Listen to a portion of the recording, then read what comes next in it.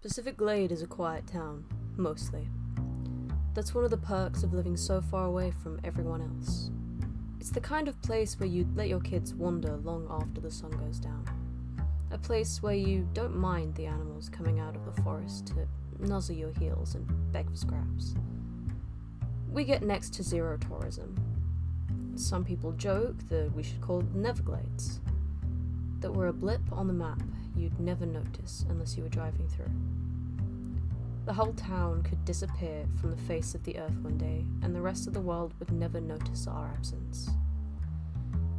If you've spent most of your life here, like me, you grow used to its idiosyncrasies. Take the weather. We've had hailstorms in July and hot December nights that would make you want to jump headfirst into Lake Lucid. The woods make noises too. The usual hoots and howls, of course, but sometimes when it's late, you can hear these strange scraping sounds from the trees that make the fillings in your teeth tingle. And let's not forget that summer, when every single chicken in the glade vanished overnight. They never found a trace of those critters, not even a single feather left behind.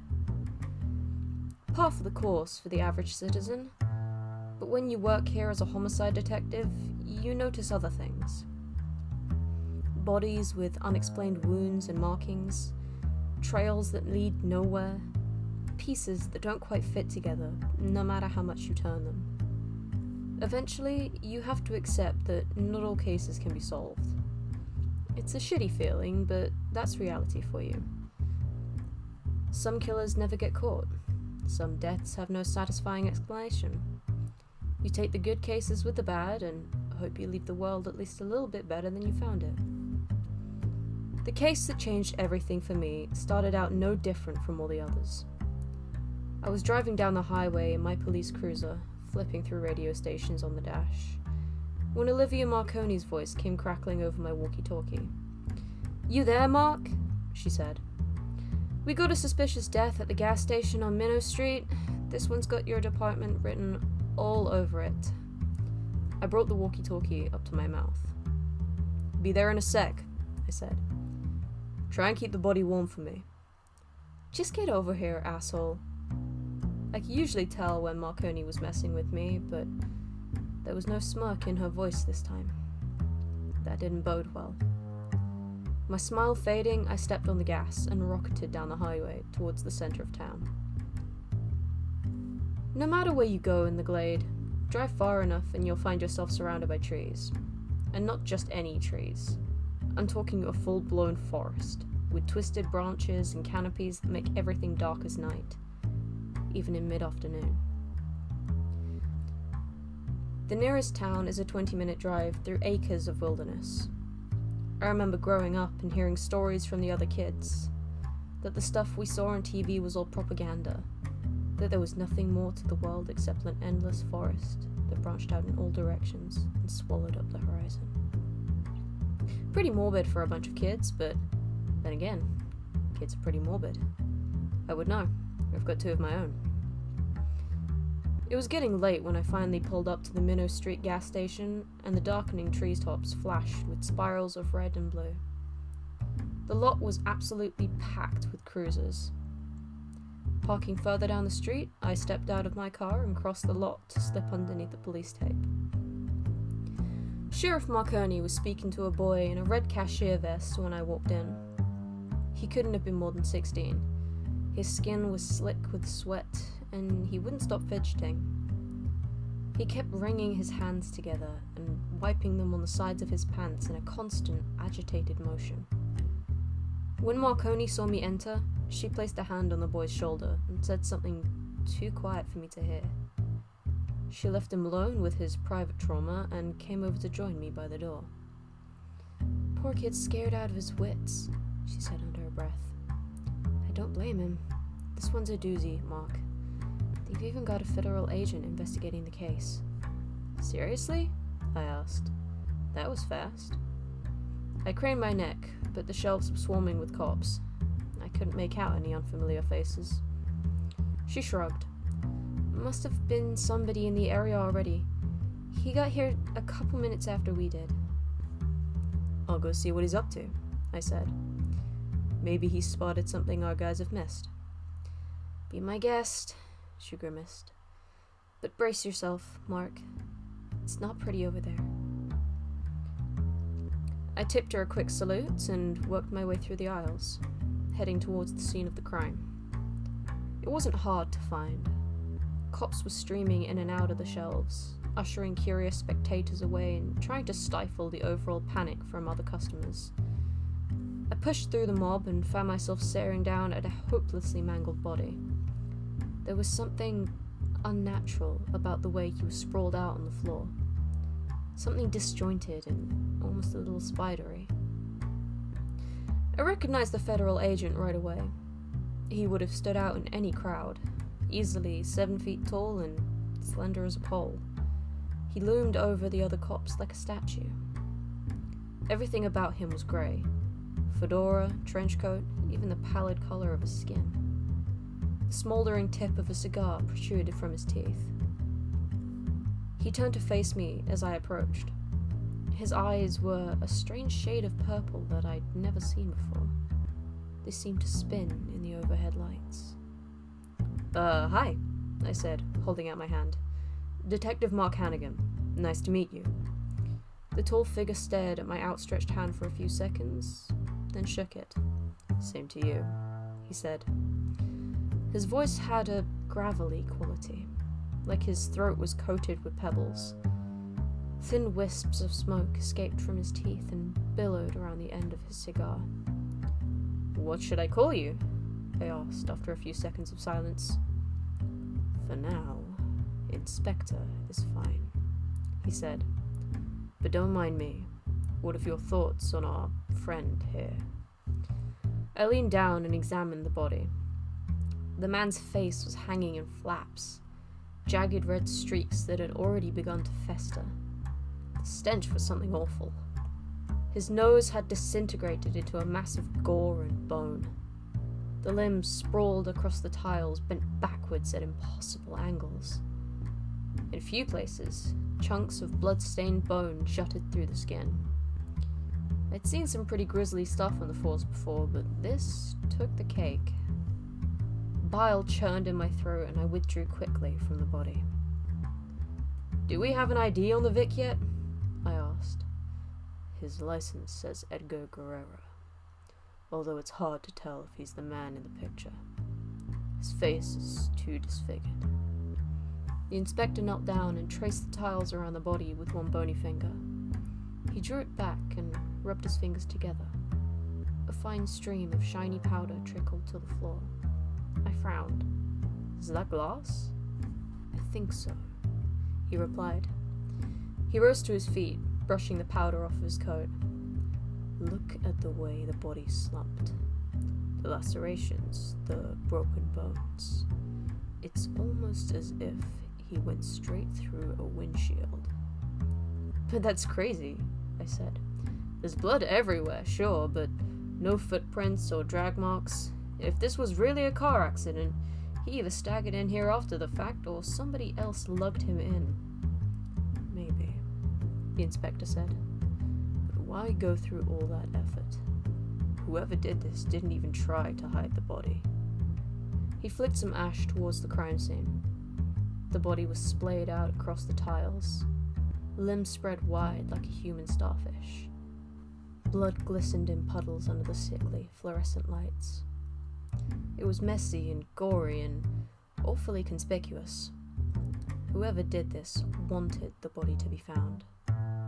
What, is it some kind of warning? I asked. The inspector gazed down thoughtfully at the body.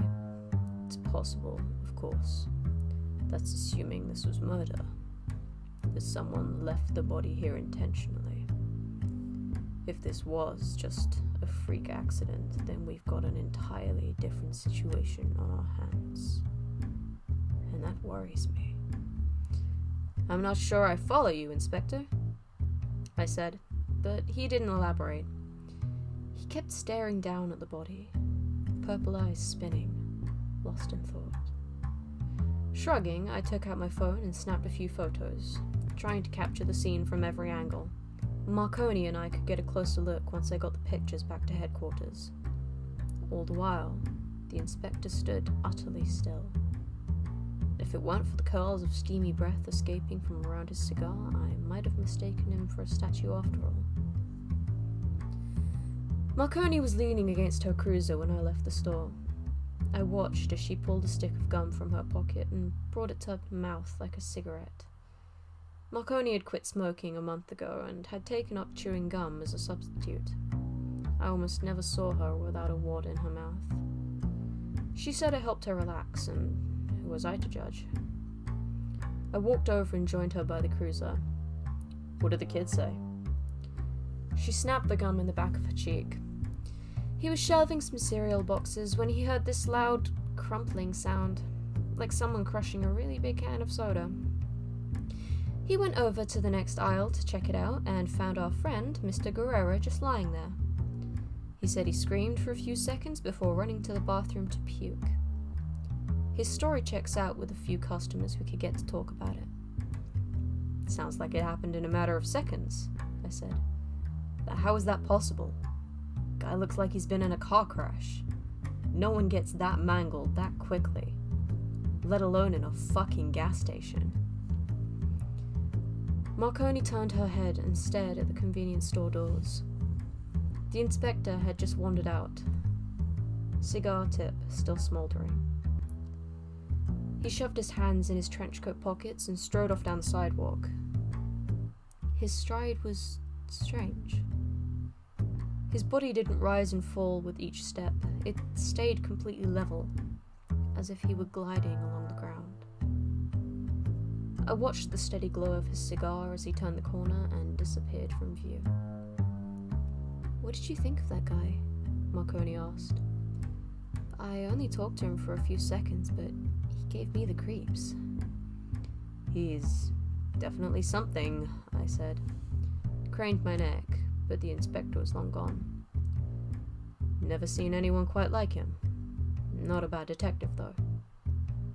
Marconi gnawed on her gum for a few pensive seconds.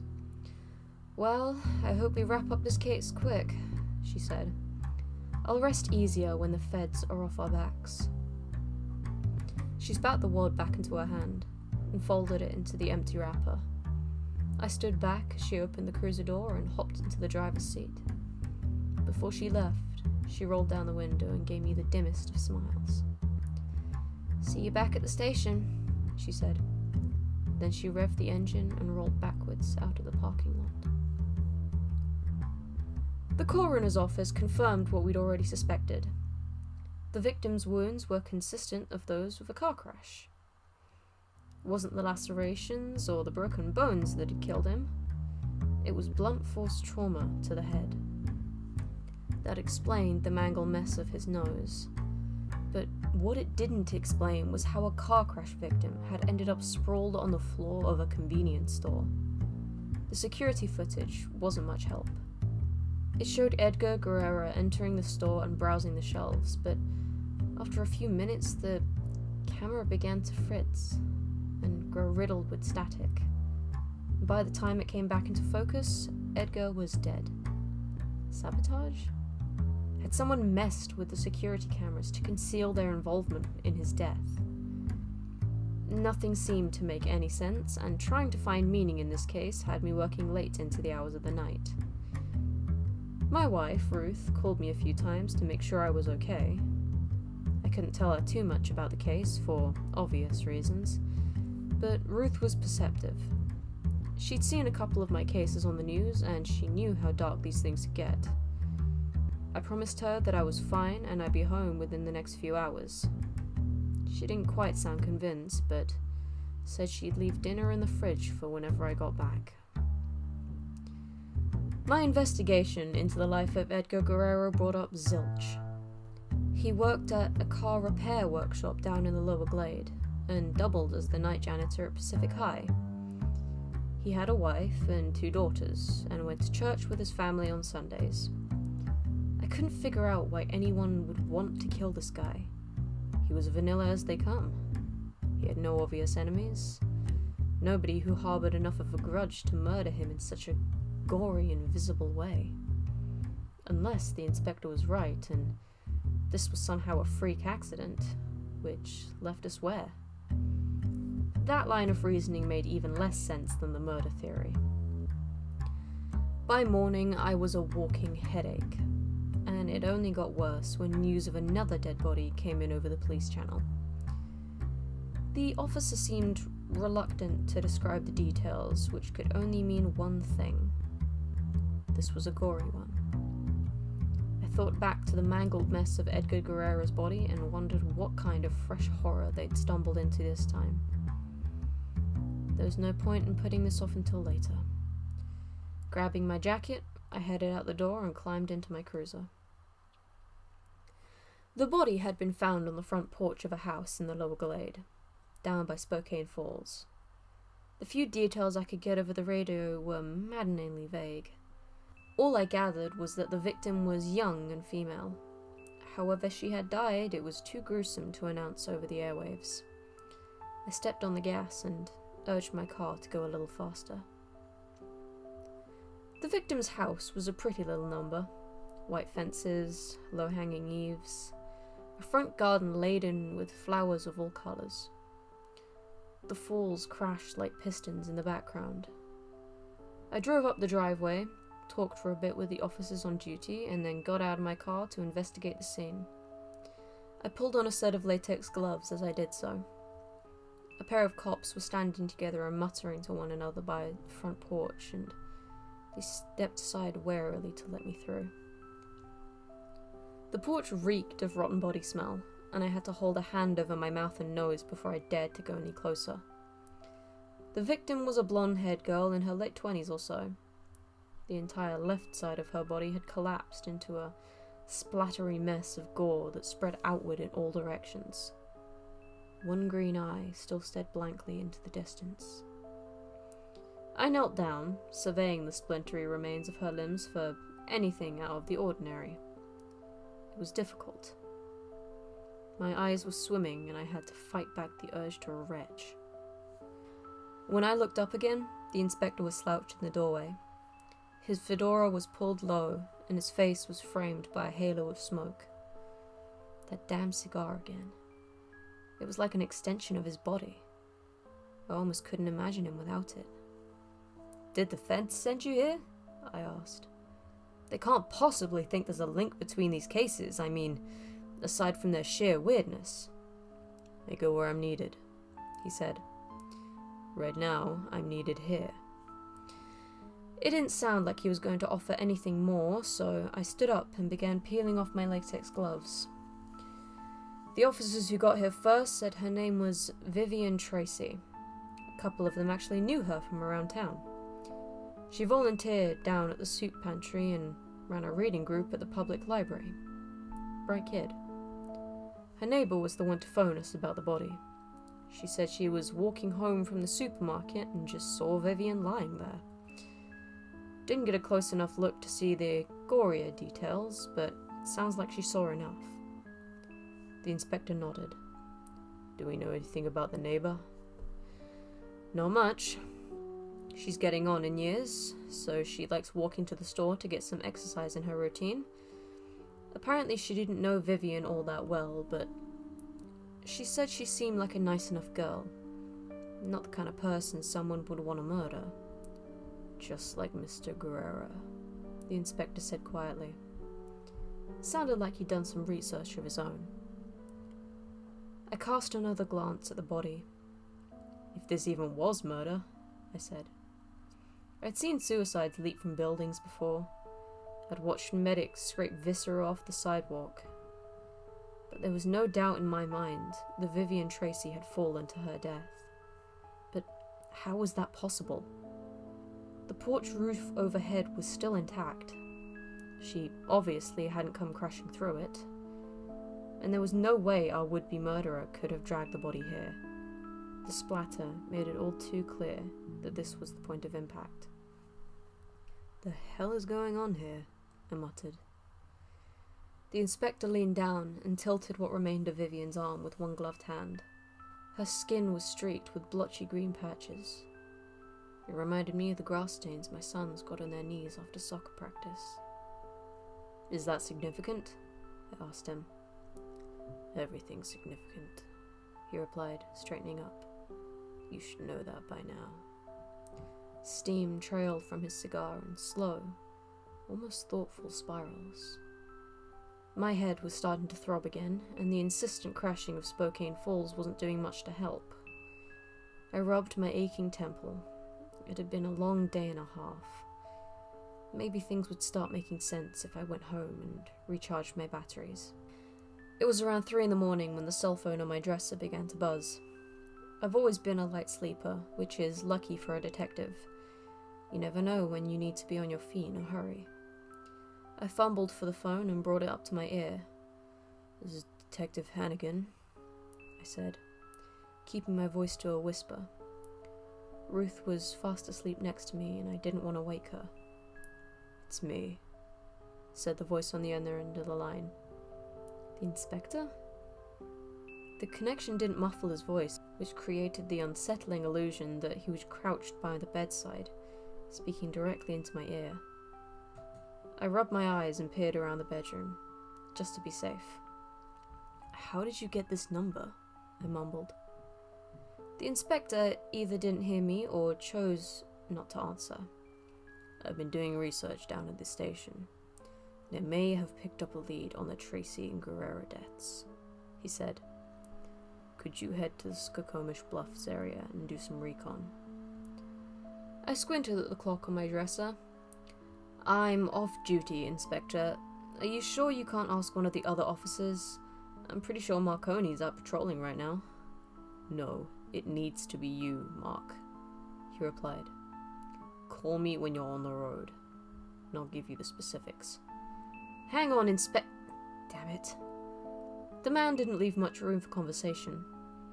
I stared at the glowing screen of my phone for a few seconds before sighing and placing it down again. Ruth's eyes were open when I turned to get out of bed. They glittered a little in the light from the window. Duty calls? She asked. She drew back the covers a few inches and began to knead the fabric with her right hand. The moon dappled her bare skin with the shadows of leafy branches. I leaned over and kissed her gently on the forehead. I won't be gone long, I promised. She surveyed me, silent, her eyes refusing to give away what she was thinking. Just stay safe, she said at last.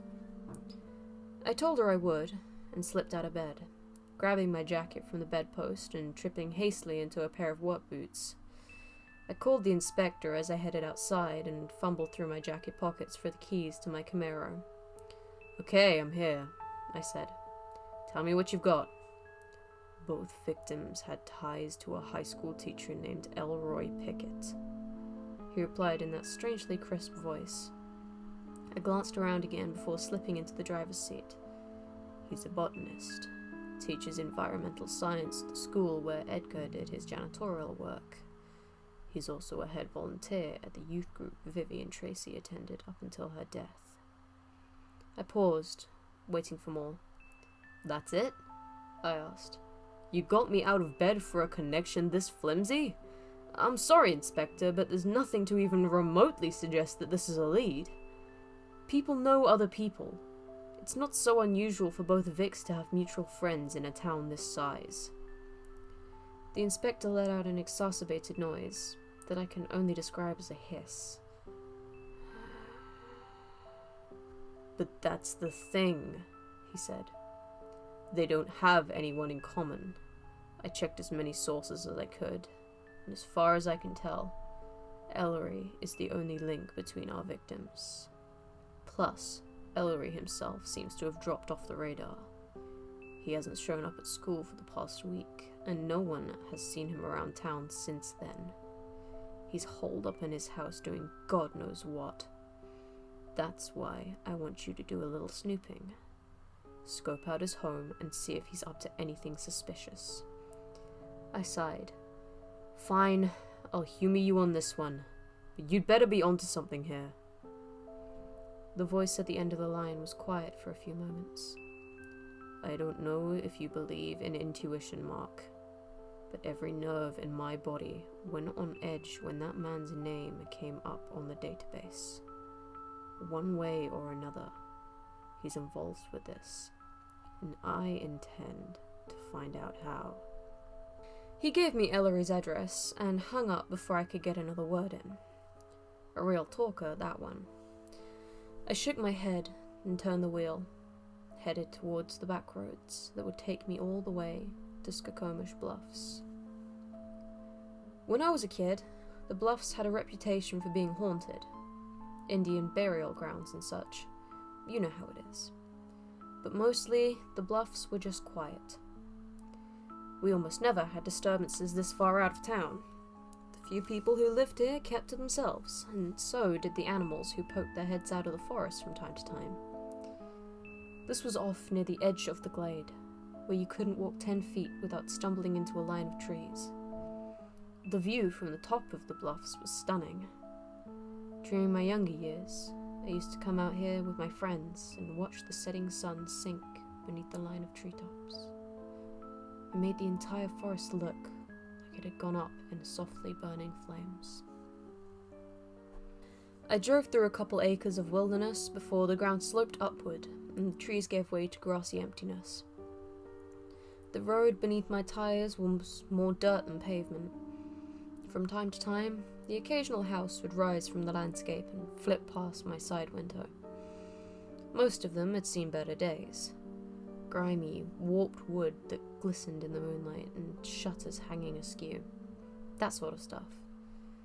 A few lone cattle drifted through the fields, nibbling aimlessly at the grass. It wasn't hard to find Ellery's house. The place was in much better shape than the houses I'd seen before, and there was a massive greenhouse sprouting from the back that seemed to teeter on the edge of the bluffs. Hadn't the inspector said Ellery was a botanist? I parked my car in a nearby thicket and cut the engine, my headlights fading. Then I settled back into the driver's seat and waited. What was I waiting for? I didn't have a clue. The likelihood that Ellery would be awake at this hour, let alone doing anything suspicious, was close to nil. But the inspector had been insistent on me coming here, so I figured I owed him the benefit of the doubt. I kicked my feet up on the dashboard and stared at the empty windows, watching for any signs of movement. Around 4:15, the front door opened suddenly, and I froze where I was sitting. An elderly man with feathery white hair came limping onto the front porch. Ellery? He looked older than I expected. I followed him as he hobbled over to the porch swing and eased into it with a visible wheeze of breath. I sank deeper in my seat and dialed the inspector from my cell. Anything? He asked right away. I'm at Ellery's house, and he just walked onto the front porch, I said under my breath. It's a little late for him to be out, don't you think? Especially someone his age. I could practically see the inspector wrinkling his brow. His age? What do you mean? I mean, he's seriously old. Old enough to meet my grandfather. I don't know, Inspector. Seems like you might have made the wrong call on this one. There was a sharp intake of breath from the other end of the line. Don't go anywhere near him, the inspector said. His voice, usually so collected, now bordered on frantic. Shit. This is bad. You need to get back to the station, now. I peered through the front window again. Ellery was drifting lazily on the porch swing, hair floating around his head like wisps of white cotton candy. He's an old man, Inspector. He practically had a heart attack just walking across his porch. How could he possibly be dangerous? That's no old man, the inspector insisted. Trust me. If that thing gets its hands on you, it's all over. You need to get out of there. Ellery jerked his head up suddenly, as if he could hear the inspector's gravelly voice from all the way across the lawn. His swing froze in place. I tried to crouch beneath the dashboard as his eyes darted back and forth. I didn't think he could see my car from there, but those eyes, they seemed remarkably sharp for someone his age. I couldn't shake the sense that they could see in the darkness. They reminded me of the time I'd taken a hiking trip with my friends up in Catamount State Forest. We'd seen an actual cougar prowling the rocks on the cliff over from ours, its eyes glowing yellow in the light from the moon. If it could have leaped the gap and devoured us, I'm sure it would have. That was the look I saw in Ellery's eyes, a kind of animalistic hunger. "I'll meet you back at the station," I whispered into the phone. Ellery sat there for a few more minutes, peering into the night, before he pried himself from the porch swing and shuffled back into the house. I didn't waste any time getting out of there. I started the engine as quietly as I could and pulled away from the thicket, leaving trails of trampled leaves behind me. Before long, I was out of the bluffs and zooming down the streets towards the police station. The trees loomed like sentinels around me. For the first time in a very long time, I was thankful for their cover.